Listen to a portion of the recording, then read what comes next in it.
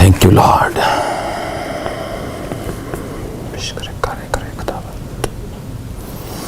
अपने हाथों को उठाओ। Thank you Jesus.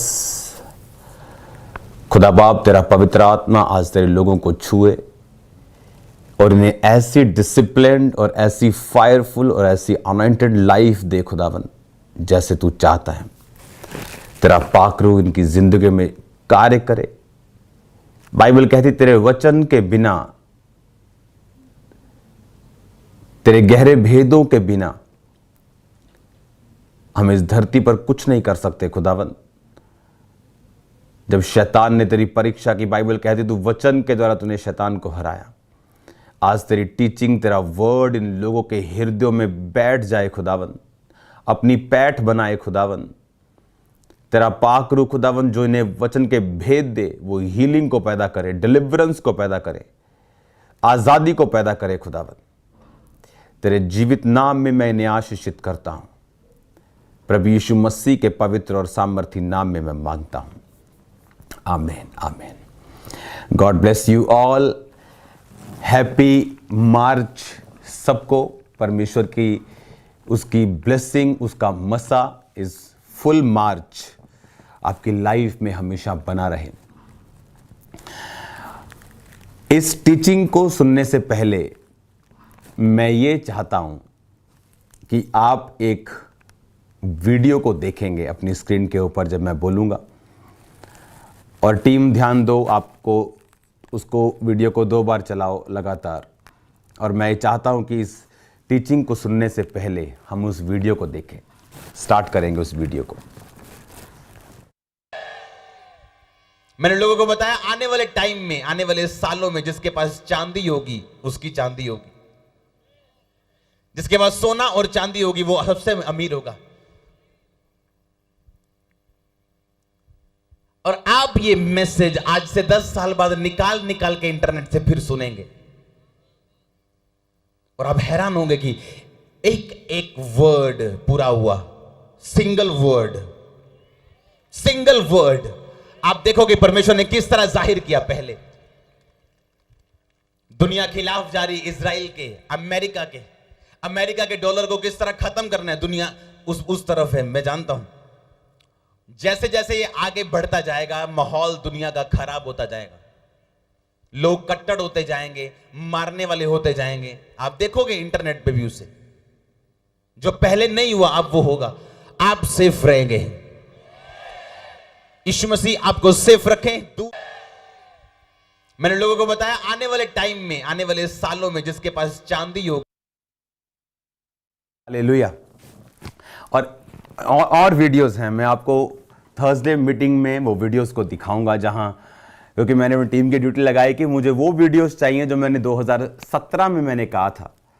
मैंने 2016 में 17 में इसकी शुरुआत की थी, जो बैंकिंग के बारे में मैं आपको परमेश्वर की राय बता रहा था, जो वर्ल्ड के लिए मैं परमेश्वर के बारे में बता रहा था। जब ये रूस और यूक्रेन की फाइट शुरू हुई, मैंने आपको बताया कि ये वो वॉर नहीं है जो होने वाली है, क्योंकि जो वर्ल्ड वॉर होगी वो न्यूक्लियर वॉर होगी।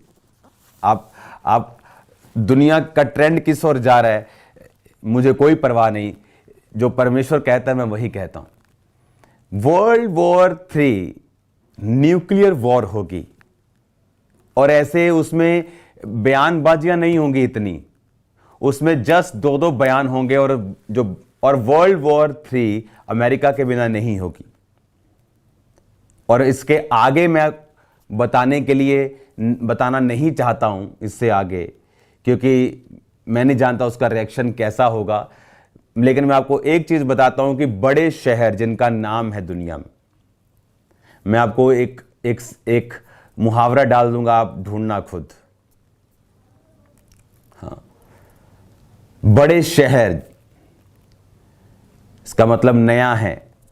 ओके, तो जब ये न्यूक्लियर वॉर होगी तब जो मैंने बोला था करेंसी की वैल्यू, वो तब पूरी होगी, वो प्रोफेटिक। क्योंकि मैंने सड़कों के ऊपर एक बहुत बड़े देश का बहुत बड़ा शहर, जहां लोग मेडिकली ट्रीट होने के लिए जाते हैं, वहां मैंने देखा सड़कों के ऊपर उनकी करेंसी सड़कों के ऊपर है और उसकी कोई वैल्यू नहीं। और सोने की वैल्यू है और चांदी की वैल्यू है और लैंड की वैल्यू है, जगह की वैल्यू है, पशुओं की वैल्यू है, रोटी की वैल्यू है, अन्न की वैल्यू है। उस और दुनिया बढ़ रही है, उस वॉर की ओर दुनिया बढ़ रही है, लेकिन वो होगी तभी जब न्यूक्लियर इन्वॉल्व होगा। वो होगी तभी जब अमेरिका इन्वॉल्व होगा, तब समझ लेना। और एक और प्रोफेटिक मैं आपको देता हूं, यह भी फिर समझ लेना कि जो यीशु मसीह का आगमन है वो आपकी सोच से कहीं अधिक पहले है। हालेलुया। दुनिया डिप्रेस है इस समय और हम आनंदित। हमें पता है कि जितनी हम ये ऐसी न्यूज़ सुन रहे हैं, हम दुखी हैं, प्रार्थना कर रहे हैं। आज भी मैं शाम को जब जाऊंगा उधर प्रेयर माउंटेन पे, तो आज स्पेशल रूस के लिए प्रार्थना होगी, यूक्रेन के लिए प्रार्थना होगी। आपको सबको इनवाइट करना है उस प्रार्थना में, उस शांति की प्रार्थना के लिए। उसे इंटरनेट पे डाल दिया जाए, प्रेयर फॉर रूस एंड यूक्रेन। आज उनकी शांति के लिए हम प्रार्थना करेंगे। लेकिन मैं आपको बता रहा हूं कि ये सारी अंत समय की निशानियां हैं। मैंने अपनी टीम को स्पेशल ड्यूटी लगा के पिछली सब मुझे वीडियोस चाहिए। अभी मैंने आपको एक दिखाई, मैं आपको थर्सडे सभी दिखाऊंगा, जहां क्लियरली मैंने बोला कि आने वाले समय में ये माहौल बिगड़ने वाला, सुधरने वाला नहीं। बट लोग जो प्रार्थना में होंगे वो सेफ रहेंगे। हालेलुया। अब हमें ये बात समझनी है कि परमेश्वर का आगमन देखो, लोग 2019 में बोलते थे ओ इकोनॉमी ऐसा, इकोनॉमी है, ये बुरा हो गया, माड़ा हो गया, और बुरा हुआ। क्या हुआ? कोविड शुरू हुआ। फिर तो ऐसा लगा कि अच्छा इससे भी बुरे दिन होते हैं। कोविड के बाद लगता है कि अब उभरने वाले, और अब जब एक देश फाइट करेगा दूसरे से तो इकोनॉमी सबको फर्क पड़ता है उसका, क्योंकि हर देश एक देश के दूसरे देशों के साथ वो अटैच्ड हैं, वो जुड़े हुए हैं। एक वॉर की, एक लड़ाई की न्यूज लाखों करोड़ों रुपया शेयर मार्केट में खत्म कर देती है। लोगों का लाखों करोड़ों का नुकसान होता है, चाहे अपने देश की लड़ाई ना भी हो। और ये होगा, इसे कोई प्रार्थना रोक नहीं सकती। प्रेयर्स इसे डिले कर सकती हैं, मसीह लोगों को सेफ कर सकती हैं, नुकसान कम कर सकती हैं, बट इसे रोक नहीं सकती। तो मैं शुरू से आपको वो प्रोफेटिक वर्ड देता आया हूं। 5 साल हो गए मुझे, 6 साल इसी विषय पे बोलते हुए। ये ऐसा नहीं है कि 15 प्रोफेसी कर दी, कभी फिर जो हो गया उसको निकाल के इंटरनेट पे डाल दिया, ऐसा नहीं। ये एक कंप्लीट बिब्लिकल प्लस परमेश्वर की आत्मा के द्वारा दी गई प्रोफेटिक वर्ड है कि जब ऐसा होगा तब वो वर्ड जो मैंने कहे थे करेंसी के बारे में, वो वर्ड जो मैंने आपको बोले थे, वो सारे कंप्लीट होंगे। और उसका रीजन क्या है? उसका रीजन उन देशों का पाप है जो वो बढ़ावा दे रहे हैं। वो बाइबल कहती जब इजराइलियों ने पाप किया तो परमेश्वर ने अन्य जाति देश जो यहोवा को नहीं मानते थे उनको आज्ञा दी। अगर आप बाइबल की गहरी स्टडी करते हैं कि जाओ और इजराइल के ऊपर कब्जा करो। और बाइबल कहती परमेश्वर के कौम के दुश्मनों ने परमेश्वर की कौम के ऊपर कब्जा किया और उन्हें कितने सालों तक अपने अधीन रखा। कारण यह नहीं था कि वो परमेश्वर की कौम या क्या रीजन था? कारण यह था कि परमेश्वर अपनी कौम के साथ नहीं था। हाउ गॉड थिंक्स, वो कैसे सोचता है। और बाइबल कहती है जो फिर अन्य जातियों ने इजराइल के ऊपर वार किए, जब इजराइल फिर से पवित्रताई में खड़ा हो गया तो परमेश्वर ने फिर अन्य जातियों से बदला लिया। हालेलुया। हमें लगता है ये हो रहा है, हमें लगता है वो हो रहा है, सब कुछ ये परमेश्वर की उंगलियों पे हो रहा है। ऐसे कर रहा है परमेश्वर, जस्ट ऐसे कर रहा है वो। उसके लिए बड़े बड़े देश छोटी छोटी कठपुतलियों के जैसे, वो ऐसे कर रहा है परमेश्वर। और ये पहले से बताया गया आपको कि दिन बुरे होंगे। अगर आप 31 इसी साल की प्रोफेटिक वर्ड निकाल के देखो तो मैंने आपको बोला था कि आसान नहीं होगा, बट परमेश्वर के लोग चमकेंगे। आमीन। हमें मालूम है कि ये चीजें जब तुम लड़ाइयों की चर्चा सुनो तो घबरा मत जाना। लड़ाइयों और लड़ाइयों कि ऐसा माहौल बनेगा कि वर्ल्ड वॉर 3 की ओर निकलेंगे, अभी नहीं पर निकलेंगे। यह उसकी शुरुआत होगी और वो न्यूक्लियर से शुरू होगी। और मैंने आपको एक वर्ड बोला, वाइप यू ऑफ, एक प्रेसिडेंट बोलेगा, देन दुनिया चेंज हो जाएगी। यीशु मसीह की आत्मा ने जो काम किया है, परमेश्वर का आत्मा जो काम कर रहा है, परमेश्वर का आत्मा जो पूरी वर्ल्ड में काम कर रहा है राइट नाउ, जिस तरह से रूहें बच रही हैं, जिस गिनती में रूहें बच रही हैं, जिस लेवल से मिरेकल्स परमेश्वर कर रहा है, जिस तरह से परमेश्वर काम कर रहा है, ये प्योर निशानी है कि परमेश्वर की जो कमिंग है वो बहुत नजदीक है। किसी को लगता नहीं था इस साल की शुरुआत में कि कुछ ऐसा होगा। लगता कि अब शायद कोविड का असर कम होता जाएगा, फिर से लाइन पटड़ी पे आएंगे, लेकिन वो दिन नहीं आएंगे, मुझे मालूम है। हाँ, जो मसीही लोग हैं वो प्रार्थना के द्वारा बचे रहेंगे, ब्लेस्ड रहेंगे, सुरक्षित रहेंगे। अगर परमेश्वर में तुम नहीं हो तो याद रखो 2019 में तुमको जितनी प्रभु की जरूरत थी, 20 में उससे ज्यादा थी, 22 में उससे ज्यादा है, 24-25 में उससे ज्यादा होगी। क्योंकि जैसे ही अगर लड़ाइयों की चर्चा खत्म होगी, नई बीमारियों की चर्चा शुरू होगी। कोविड भूल जाओ जान के लोग, और एक नई बीमारी की चर्चा शुरू होगी। ऐसा क्यों? क्योंकि एंड डेज की प्रोफेटिक वर्ड बाइबल में एक एक वर्ड लिखा है। यीशु मसीह ने कहा बिंदु भी।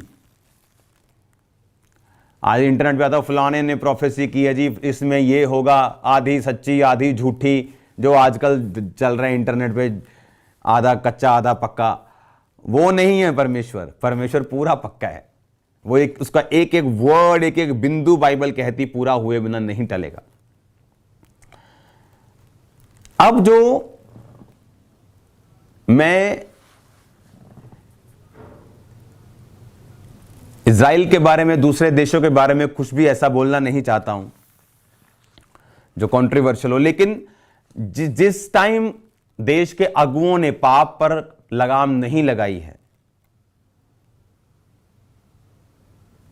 उस टाइम परमेश्वर ने उनको हटा दिया।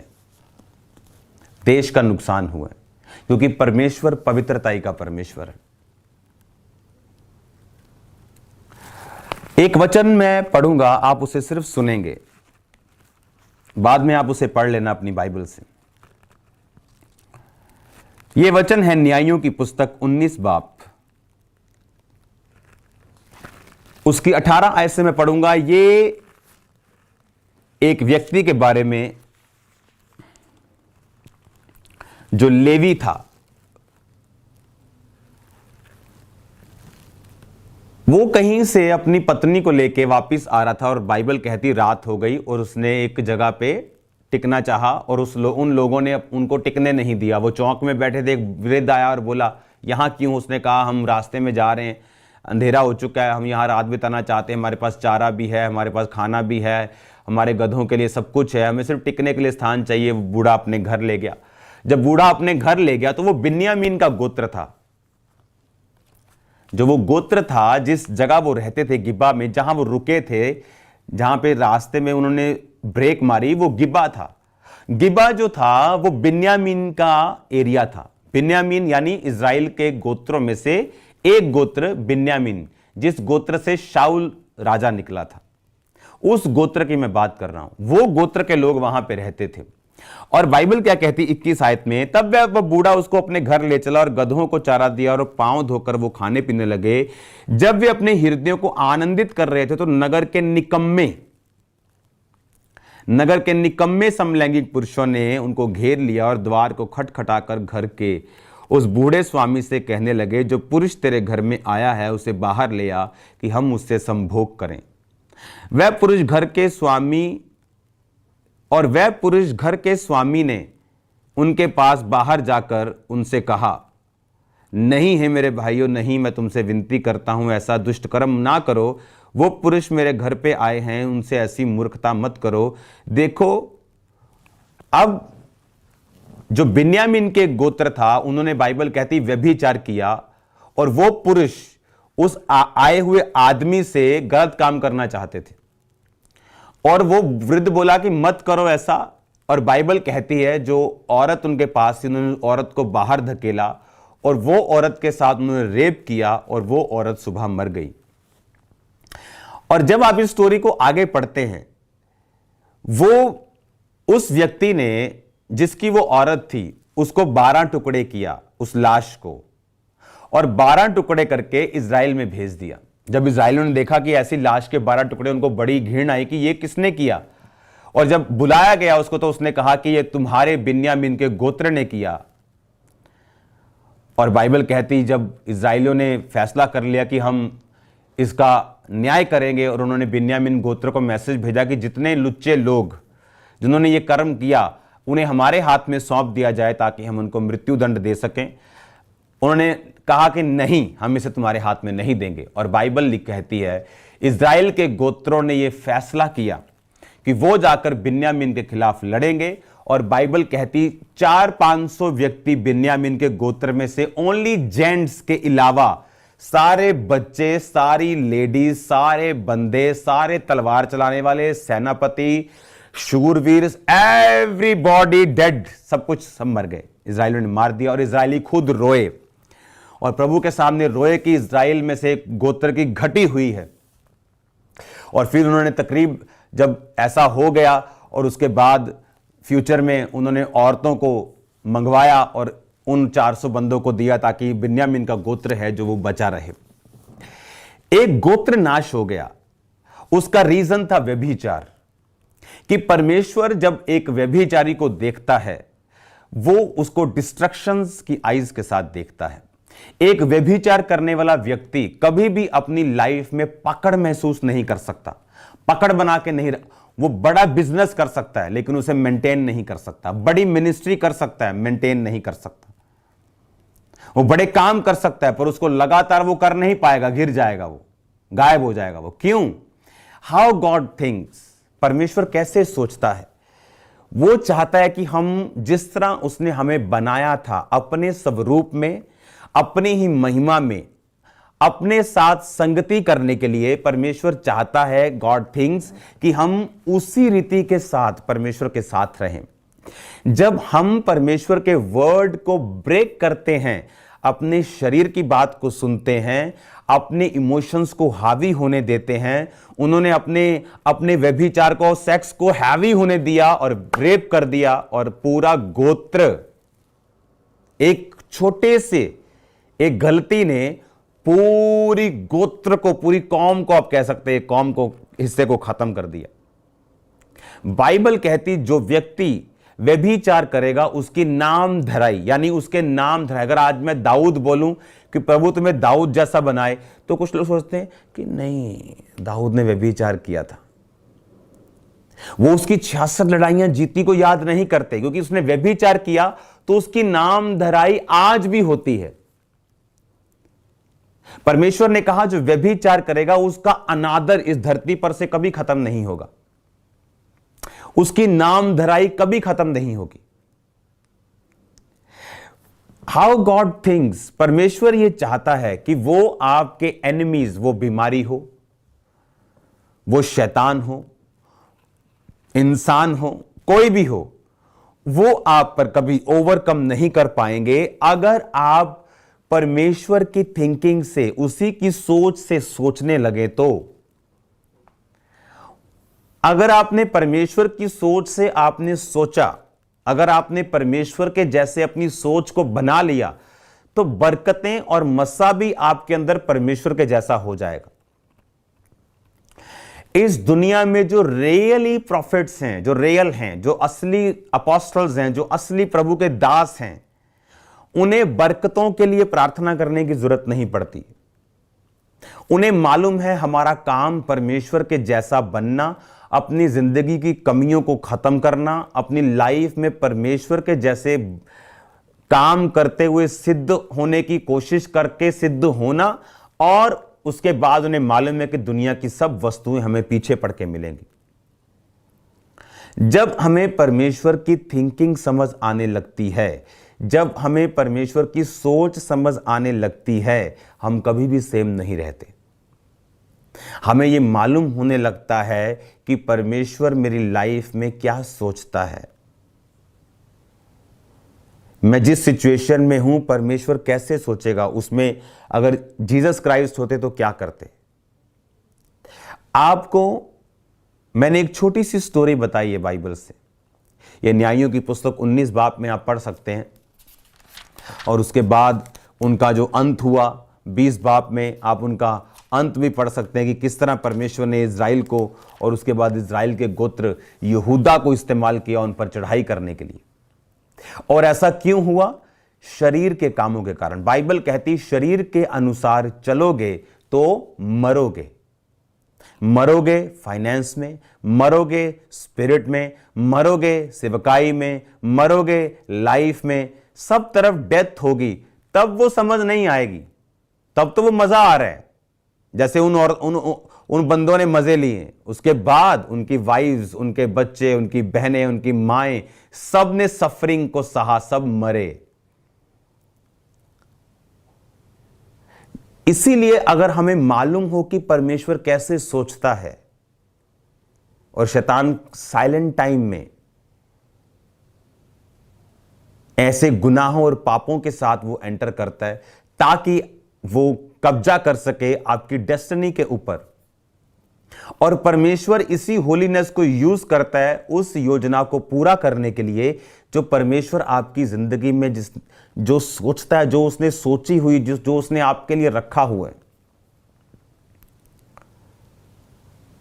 अगर आज बिलीवर अपनी लाइफ में पवित्रताई, अपनी लाइफ में होलीनेस को, अपनी लाइफ में प्रेयर्स को अगर हम अपना लें, आप एक शैल में फिर जिएंगे। दुनिया में क्या हो रहा है आपको इफेक्ट नहीं करेगा। लोगों को मास्क लगाना बड़ी बात लग रही थी, हाय मास्क लग गया, सांस नहीं आ रहा, मास्क लग गया। अब न्यूक्लियर वॉर के दौरान अमेज़न पे वो न्यूक्लियर मास्क बिकने शुरू हो गए जो गैसेस से बजाते, जहां आदमी एलियन लगता है, ऐसे मास्क हैं वो। हम कहां जा रहे हैं? इस समय आपको परमेश्वर की जरूरत है। परमेश्वर में हम सेफ रहेंगे, हम बचे रहेंगे, हम सुरक्षित रहेंगे, हम ब्लेस्ड होते रहेंगे। अकाल और लड़ाइयां दुनिया में होती आई हैं, पर परमेश्वर अपने लोगों को उनके दौरान भी ब्लेस करता रहा है। बाइबल कहती, एलिया कहता है, मैं वो परमेश्वर जिसके सामने मैं दिन रात उपस्थित रहता हूं। अगर आप प्रभु के सामने दिन रात उपस्थित रहेंगे तो बाइबल कहती कौवे उसको दिन, सांझ और सुबह को मांस और रोटी लाके देते थे। मांस और रोटी सिर्फ राजा की रसोई में बची थी। बाकी लोग तो सिर्फ सिंपल रोटी खा लें तो बड़ी बात थी। वो शाही भोज सिर्फ राजा की रसोई में पकता था और कौवे वहां से लेके एलिया को देते थे। आसपास क्या हो रहा है उसको मतलब नहीं था, लेकिन एलिया जब अकाल से निकला तो उसका वजन बढ़ा हुआ था। जैसे अभी थोड़े दिनों से मेरा बढ़ गया, मैं फिर कम कर रहा हूं। हालेलुया। अब फिर मैं कर रहा हूं, कम हो जाएगा। दिसंबर से वो थोड़ा सा बढ़ा, थोड़ा ध्यान नहीं दिया, काम ज्यादा था। हालेलुया। तो आपने ये बात को समझना है कि मुझे अपनी लाइफ के चारों ओर जो धूम धड़ाक, जो डिस्ट्रैक्शन चल रही है, मुझे एक समय रखना है जहां मैं परमेश्वर के जैसा सोच सकूं, उसके जैसा बन सकूं, जहां मैं परमेश्वर के अनुसार कार्य कर सकूं, परमेश्वर की महिमा के लिए कुछ कर सकूं। और याद रखो, ये टीचिंग मैं कल कंटिन्यू करूंगा, हाउ गॉड थिंक्स। और कल मैं आपको एक गहरे भेदों में लेके जाऊंगा। इब्रानी भाषा की बाइबल से कल पढ़ेंगे। मेरे पास जो बाइबल है ये इसमें इब्रानी भी है, इसमें काफ़ी चीज़ें हैं। तो कल हम फिर मिलेंगे दोपहर के समय, टाइम मैं नहीं जानता। और आज रात को प्रेयर माउंटेन पे स्पेशल प्रेयर होगी। इनवाइट करो लोगों को, इनवाइट करो। आज हमें प्रार्थना करनी है, दुनिया के लिए प्रार्थना करनी है, आपके लिए प्रार्थना करनी, बीमारों के लिए प्रार्थना करनी। लोग प्रेयर माउंटेन की प्रार्थना से फाइनेंशियली ब्लेस्ड हो रहे हैं, जॉब्स की, उन्हें प्रमोशंस के साथ, जॉब्स के साथ वे ओपन हो रहे हैं, रास्ते ओपन हो रहे हैं, पवित्र आत्मा से लोग भर रहे हैं। सो मैनी डिफरेंट टेस्टिमनीज परमेश्वर दे रहा है प्रेयर माउंटेन के दौरान। हम एक्साइटेड रहते हैं कि प्रेयर माउंटेन जल्दी रात पड़े और मैं प्रेयर माउंटेन में जाऊं, हमारे मस्से बढ़े, हमारी लाइफ में अनॉइंटिंग बढ़ी। और जो पास्टर्स इसके साथ जुड़े हुए हैं, जो लोग इसके साथ प्रार्थना कर रहे हैं, आपकी प्रार्थना कभी सेम नहीं रहेगी, आपकी लाइफ सेम नहीं रहेगी, स्पिरिचुअल लाइफ सेम नहीं रहेगी, जिंदगी बदलाव बड़े बड़े होंगे यीशु मसीह के नाम में। सुबह को आप बाइबल सुन रहे हैं, शाम को आप मेरे साथ प्रार्थना में हैं, तो ये प्रेरितों के काम वाली कलीसिया बन गई। वो भी सुबह प्रार्थना शाम वचन, अभी हम सुबह प्रार्थना शाम वचन, सुबह वचन शाम प्रार्थना, अभी सेम हो गया। कॉन्ग्रेचुलेशन आपको। मैं कोशिश करूंगा जो सुबह की जो टीचिंग है उसे एक समय पे मैं दूं, ताकि सब लोगों को मालूम हो कि इस समय हमें वचन को सुनना है, इस समय हमें टीचिंग को सुनना है, बाइबल को सुनना है। और अब आपने सिर्फ अगर आधा घंटा भी बाइबल पढ़ ली, आपने ये टीचिंग सुन ली, आधा घंटा बाइबल पढ़ ली, शाम की प्रार्थना अटेंड कर ली, आपके टाइम पूरा हो गया परमेश्वर में, आप कंप्लीट क्रिश्चियन हो। क्योंकि ये टीचिंग सुन के, रात की प्रार्थना करके, आधा घंटा बाइबल पढ़ के आप कहीं नहीं जाने वाले हो फिर। और ये जो बाइबल स्टडी रोज हो रही है, ये वो बाइबल स्टडीज है जो कॉलेजेस में, जो यूनिवर्सिटीज में लोग सीखते हैं। बस इसका सर्टिफिकेट आपको नहीं मिल रहा, अगर वो आपको चाहिए तो बाइबल कॉलेज से वो भी मिल जाएगा। आने वाले टाइम में ऑनलाइन कोर्स की वहां व्यवस्था होगी।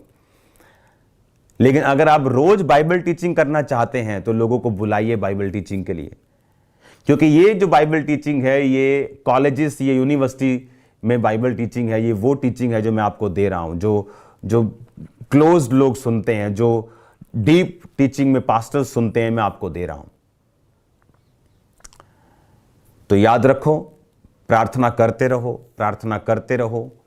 ये दुनिया जब न्यूक्लियर वॉर की ओर बढ़ जाएगी, आपको मालूम होगा कि यीशु मसीह का आना निकट है। एक तरफ डर होगा, एक तरफ आपके दिल में आनंद भी होगा। आपको मालूम होगा कि यीशु मसीह आ रहे हैं, वो लेने के लिए आ रहे हैं उस कलीसिया को जिसमें ना कलंक हो, ना झुर्री हो, ना दोष हो, जो कुंवारी हो। Hallelujah. God bless you all.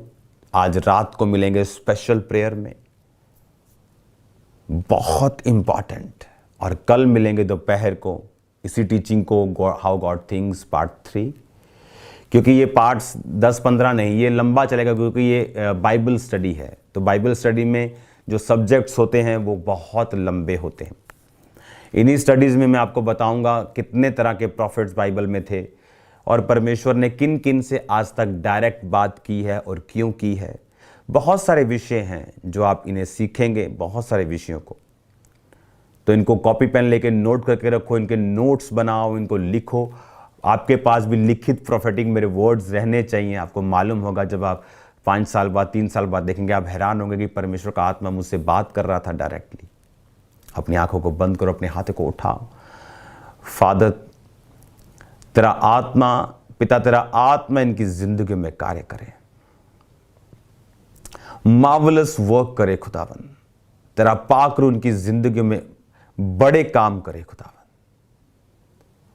तू हमारा सर्वशक्तिमान परमेश्वर है। तू सब चीजों को अपने लोगों के ऊपर जाहिर करता है खुदावन। तूने सब बातें पहले से जाहिर की थी खुदावन। मैं तेरा धन्यवाद करता हूं। जो लोग इस टीचिंग में रोज शामिल हों, उनकी बाइबल की नॉलेज को कहीं अधिक बढ़ा खुदावन। उनके ज्ञान को, उनकी आत्मिक उन्नति को कहीं अधिक बढ़ा। जो रोज लोग खुदावंद इस टीचिंग में और इस प्रार्थना में शाम की शामिल हो रहे, मैं जानता हूं उनकी आत्मिक जिंदगियां सदाली ब्लेस्ड हैं और बहुत बड़ी रीति के साथ ब्लेस्ड हैं खुदावंद। जितने पास्टर्स इस वचन को सुन रहे, तेरा पवित्र आत्मा उनको गहरे भेदों के साथ ब्लेस करे। तेरा पाक रूह भी उनको गहरे भेद दे ताकि तेरे लोग बचाए जाएं। इंडिया में जहां परसिक्यूशंस हो रही हैं खुदावन, एक एक जगह खुदावन, खुदा एक एक जगह, यूपी से लेके झारखंड से लेके खुदावन, एक एक जगह खुदावन, राजस्थान से गुजरात तक, महाराष्ट्र तक खुदावन, मध्य प्रदेश, छत्तीसगढ़ तक खुदावन, एक एक जगह तेरा पाक रूह जुम्बिश के साथ कार्य कर और बेदारी आ जाए खुदावन तेरे जीवित नाम में। वो लोग जान जाए मसीह लोग किसी से डरने वाले नहीं, किसी सताव से डरने वाले नहीं। पिता, मैं तेरे लोगों को आशीषित करता हूं, तेरे नाम में इन्हें ब्लेस्ड घोषित करता हूं। प्रभु यीशु मसीह के सामर्थी नाम में हम मांगते हैं, आमीन आमीन। गॉड ब्लेस यू ऑल सबको। आप हमारे YouTube चैनल को सब्सक्राइब कर लें ताकि जब प्रेयर माउंटेन से हो रही हर रोज की प्रार्थनाओं को जब वो शुरू हो तो आपको नोटिफिकेशन मिल सके। और भी बहुत सी लाइव टीचिंग्स होती हैं जो परमेश्वर के दास प्रेरित अंकुर यूसुफ नरूला जी देते हैं। उन सभी टीचिंग्स को समय पर और सबसे पहले सुनने के लिए हमारे YouTube चैनल को सब्सक्राइब कर लें और नोटिफिकेशन बेल को ऑन कर लें।